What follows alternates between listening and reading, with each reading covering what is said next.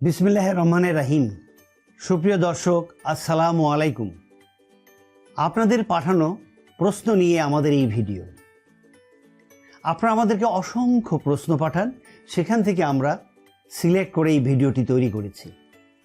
আপনাদের প্রশ্নে আপনারা জানতে চেয়েছেন মাংসের দুর্বলতার জন্যে যে ব্যথা হয় সেই ব্যথার করণীয় কী। দর্শক, মাংসের দুর্বলতাকে আমরা আমাদের ভাষায় বলি মাসেল ইমব্যালেন্স। আর এই মাসেল ইমব্যালেন্স দূর করার জন্যে যে চিকিৎসা, সেই চিকিৎসার নাম হচ্ছে ফিজিওথেরাপি। আপনাদেরকে একটু পুরনো দিনে নিয়ে যেতে চাই।